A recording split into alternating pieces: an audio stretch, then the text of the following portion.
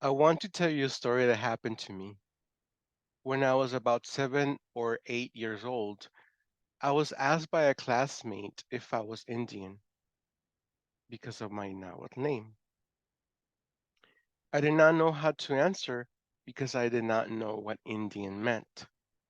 Later, I asked my grandma if we were Indians, and she said, "No, we are Mexican." I began to question who I was, asking myself, "Who am I?" Although I was too young to put it into words, that moment made me want to learn about myself. Decolonial praxis recognizes the importance of challenging the historical and ongoing impacts of colonization on various aspects of society, including language revitalization. As a Nahuatl language learner and teacher and indigenous language activist, I understand the significance of decolonizing education and acknowledging the reflexive and positional aspects of my role.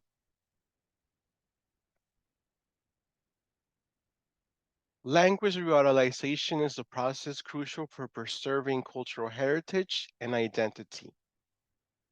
It involves restoring, preserving, and promoting endangered or marginalized languages to prevent them from falling asleep and disappearing. This is particularly important for indigenous languages in Mesoamerica, where over 120 indigenous and sign languages are spoken. These languages are intrinsically tied to their respective cultures, making them vital components of people's lives. What does that look like in our online school? One, providing physical and online spaces like museums, community centers, community colleges, universities, and Zoom, as well as Google Meet. Two, indigenous roots guidance, looking beyond colonial identities such as Latino, looking beyond those identities from nation states such as Mexican. Three, Native American and Mesoamerican indigenous language studies via current events, documentaries, short films, and ongoing social justice campaigns such as Every Child Matters and Missing and Murdered Indigenous Relatives.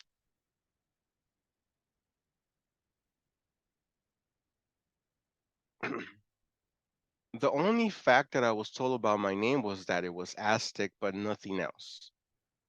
And how I learned about the Aztec was through only a few teachers, and it wasn't part of any lesson plan.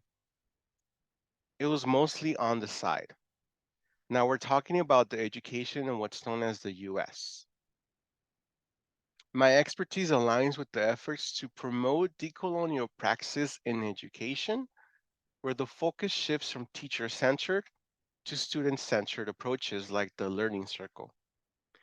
Such a communal approach fosters collaboration, dialogue, and intergenerational sharing of knowledge.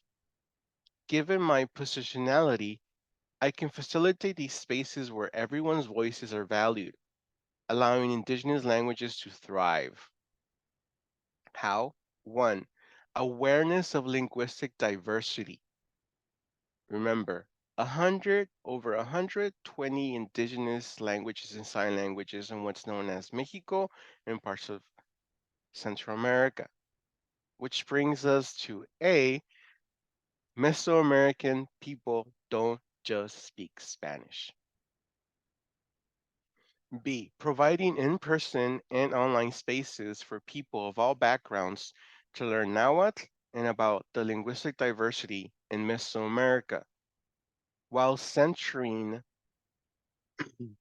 Black, Indigenous, and people of color in our online classes. And that brings us to C, free tuition for silent and heritage speakers.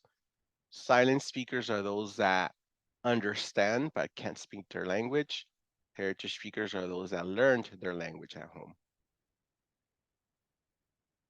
This encourages the usage of their own variant, and this also encourages the revival of their own variant at home. 2, collaborations to promote Mesoamerican and Abya Yala indigenous languages and cultures.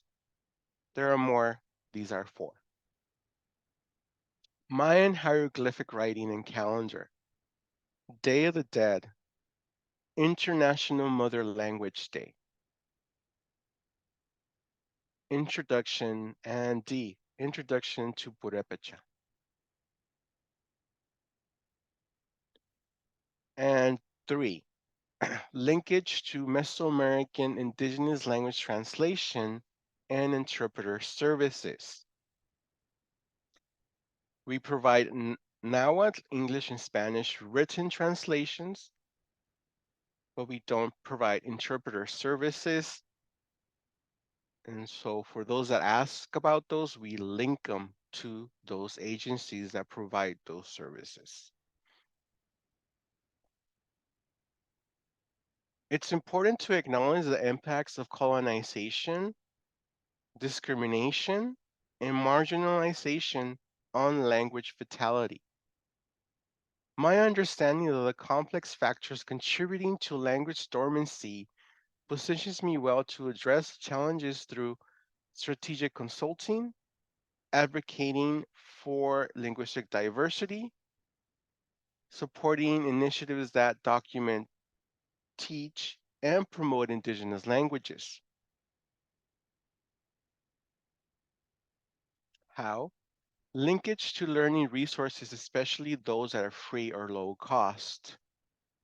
2, promoting other language classes via our website and socials.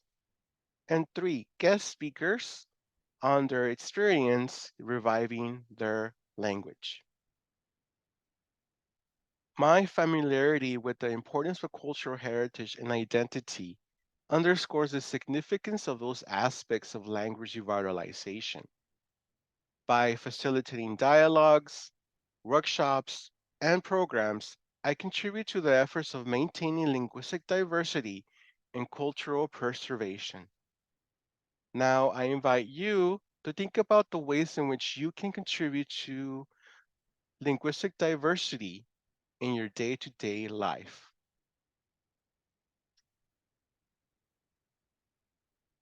Nimista sohkamatia himeme. Gracias a ustedes. Thank you all.